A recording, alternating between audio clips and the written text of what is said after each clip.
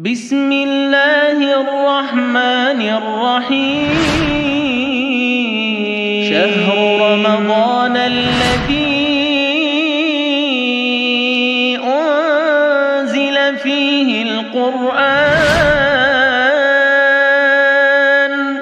هدى للناس وبينات من الهدى والفرقان. Assalamualaikum Ustaz. Waalaikumsalam warahmatullahi wabarakatuh, Mas. Ketemu lagi nih, Mas. Iya, nah. Gimana kabarnya Ustaz? Alhamdulillah sehat. Ini mau tanya Ustaz. Ya. Sunnah-sunnah waktu sahur tuh apa aja Ustaz? Ya. Alhamdulillah, salatu wassalamu ala Rasulillah, amma ba'du. Sahur itu sangat-sangat dianjurkan ya. Nabi SAW menekankan sekali, tasaharu fa inna fis sahuri barakah. Sahurlah kalian karena di dalam sahur itu banyak barokahnya. Barokah itu kebaikan banyak. Di antara kebaikannya kita bisa bangun tengah malam, sepertiga malam terakhir waktu mustajab kan. Di antara kebaikannya sahur, kita bisa lebih kuat beraktivitas. Ya. Makanya orang kalau sahur beda sama kalau nggak sahur kan. Kalau nggak sahur lemes biasanya. Bahkan sebagian orang itu ada yang nggak puasa alasannya nggak sahur.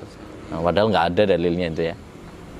Yang ketiga, biasanya kalau musim puasa seperti ini, jamaah sholat subuh lebih banyak. Itu barokahnya sahur. Ya, maka kita dianjurkan untuk sahur dan tidak meninggalkannya. Adapun sunnah-sunnahnya, ya, di antara sunnah sahur tadi ya, jangan lupa berdoa ya ketika sahur karena itu waktu sepertiga malam terakhir. Kemudian yang kedua, di antara sunnah dalam sahur, kita sahurnya dengan kurma. Nikmat sahurul mu'min at-tamr. Sebaik-baik sahurnya seorang mukmin itu adalah dengan kurma. Ya, kurma itu bagus. Ya. Kemudian juga yang ketiga, di antara sunnah dalam sahur adalah kita itu mengakhirkan. Kata Nabi SAW, la yazalun nasu bi khairin ma ajjalul fitra wa akhirus sahur. Senantiasa manusia itu dalam kebaikan selama mereka segera dalam berbuka dan mengakhirkan sahur. Jadi jangan sahur jam 12 sudah sahur ya. Jangan.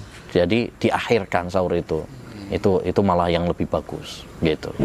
Nah, tadi kan disinggung masalah salah satu sunnah sahur itu kan mengakhirkan sahur. Kadang ada sebagian orang itu ada waktu imsak tuh.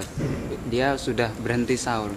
Nah, sebenarnya yang benar itu, yang sesuai sunnah itu batas akhir sahur itu kapan Ustaz? Ya, banyak orang beranggapan batas waktu sahur itu adalah imsak. Padahal ya batas akhir sahur itu adalah terbitnya fajar. Makanya kalau kita belajar tentang fikih itu kan, puasa adalah beribadah kepada Allah SWT dengan menahan diri dari pembatal-pembatal puasa, mulai dari terbitnya fajar hingga terbenamnya matahari, bukan mulai dari imsak sampai terbenamnya matahari. Ya, Allah Subhanahu wa taala berfirman, "Wa kulu washrabu hatta yatabayyana lakumul khaytul abyadu minal khaytil aswadi minal fajr, summa atimus siyama ilal lail." Makanlah, minumlah. Jadi masih diperbolehkan oleh Allah Subhanahu wa taala sampai jelas bagi kalian benang hitam ya dari benang putih ya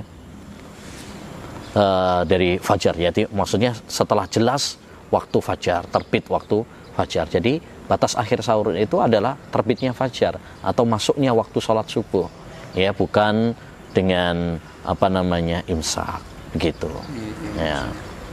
Jelas ya? Jelas. Ya, jadi kalau misalkan nanti ada pas imsak gitu terus kita masih sahur, lanjut aja, nggak apa-apa ya, nggak ada masalah itu ya. Orang mungkin alasannya hati-hati, tapi ya kita tidak bisa membatasi ya suatu hal yang tidak dibatasi oleh syariat. Islam sudah membatasi, menggariskan batas akhir sahur itu adalah ya subuh ya atau waktu fajar. Ya udah, jangan bikin batas-batas yang kemudian menyelisih dari batas yang telah dibatasi oleh syariat. Ya, berikan kelonggaran. Bahkan ada sebuah hadis yang dihasankan oleh Syekhul Albani rahimahullahu taala ya, di mana beliau mengatakan, Nabi Shallallahu Alaihi Wasallam itu bersabda, apabila salah seorang di antara kalian makan, kemudian bejana salah seorang di antara kalian masih di tangannya, maksudnya dia masih sahur gitu ya, kemudian dia dengar azan, lanjutkan, ya, selesaikan hajatnya. Itu menunjukkan bahwasanya batasnya itu adalah azan subuh. Kita berusaha azan subuh berhenti, tapi kalaupun ketika azan masih ada yang belum selesaikan, kata Nabi Shallallahu Alaihi Wasallam. Ya, jadi batasnya itu nggak dikenal di zaman Nabi dan para sahabat ada imsak gitu, malah nggak dikenal. Itu dibuat-buat oleh orang-orang belakangan. Ya, jadi ini termasuk perkara baru dalam agama. Ya, sebaiknya bagi kita untuk berpegang teguh dengan sunnah Nabi SAW, karena di dalam berpegang teguh pada sunnah Nabi itu terdapat kebaikan dan keberkahan. Itu mungkin ya faedah hari ini, semoga bermanfaat. Wassallallahu wasallam ala nabiyina Muhammad wa ala alihi wa sahbihi ajmain. Assalamualaikum warahmatullahi wabarakatuh.